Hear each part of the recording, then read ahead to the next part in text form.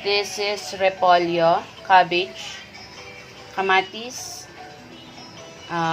cucumber, pork. Itong shawarma bread natin.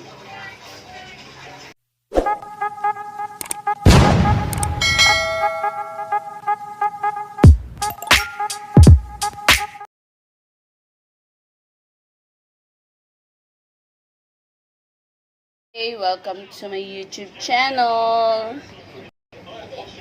So, gagawa tayo ng shawarma bread. Kasi walang shawarma bread sa Pure Gold San Joaquin. So, gagawa na lang ako. 1, 2, 3. 2 teaspoon baking powder. 1, 2. Sugar, 1 tablespoon.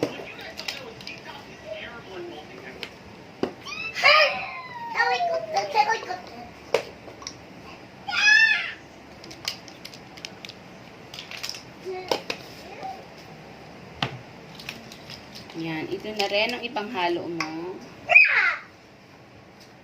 Yan ang 1/4 cup vegetable oil.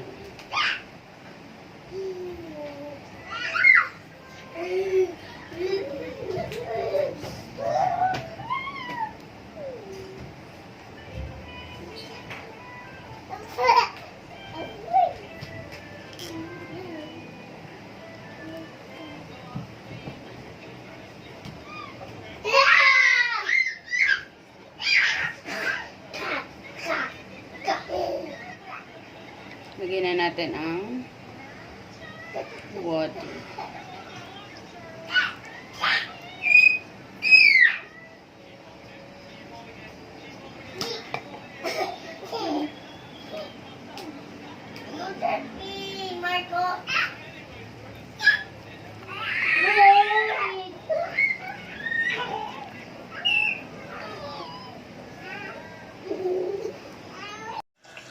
Hello, welcome to my YouTube channel. So don't forget to like and subscribe to my YouTube channel. So ayan, pagsamasamahin nyo lang yan at i-massage. Then rest for 30 minutes. So may masarap na kayong bread. Pwedeng iprito nyo rin yan. May summer. Oo, hindi. Kailan lang gumawa ako eh. Pero kadami na yung pinapagawa niya. Hindi naman. Ay, sa isang order lang din.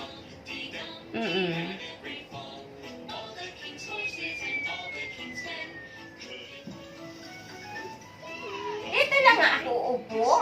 May ganyan yung part.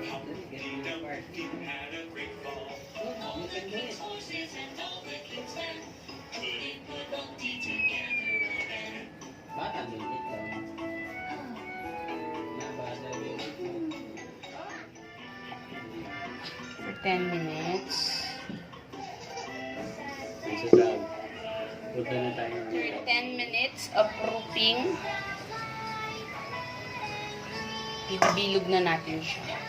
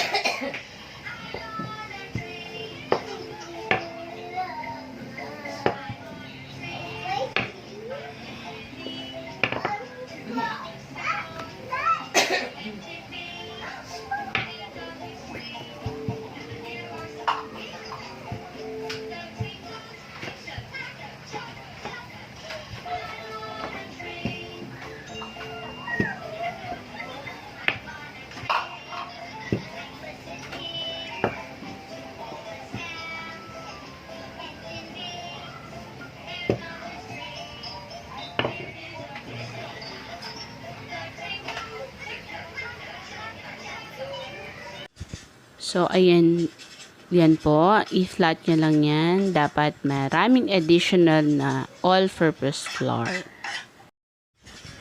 Ayan, masa ng masa. So, bali, 8 pieces ang nagawa ko niyan. Pwede namang gawin yung mas maliit. So, ayan po ang aking. Hindi perfect ang bilog ko. Siguro sa mga susunod ka na video, perfect ko rin yan. So, ayan po. Konting masa lang. Binilisan na. Yan. Tsaga-tsaga lang sa pagmasa. Mapaperfect nyo rin ang paggawa ng shawarma. So, 2 kawali ang ginamit ko. Yung una kong inilagay, walang oil yan. So, tingnan nyo ang difference. Let's try the other. Tapos yung isa sa kabila, nilagyan ko siya ng oil. So, napansin ko, mas mabilis maluto yung kapag merong oil. Kaya, sa mga next na pagluto ko, nilagyan ko na siya ng oil. Unang naluto yung may oil. So, ayan. Sa mga susunod na lutuin ko, nilagyan ko na para maganda din yung luto sa kanya. So, ayan, ay hindi ko naubos. Marami pa niyan. Siguro may 6 pa na nasa ref. Maabutan pa yun ng asawa ko. Hindi naman kumain ng yaya ng bibi ko. Napakaselan sa pagkain. So, ayan na po.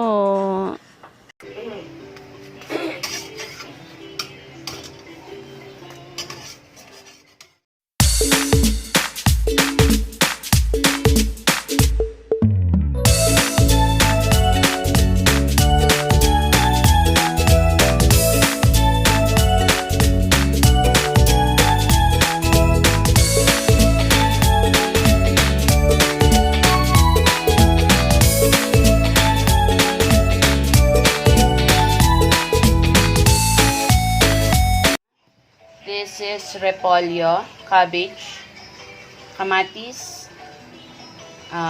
cucumber, pork, itong shawarma bread natin, hot sauce, and mayonnaise.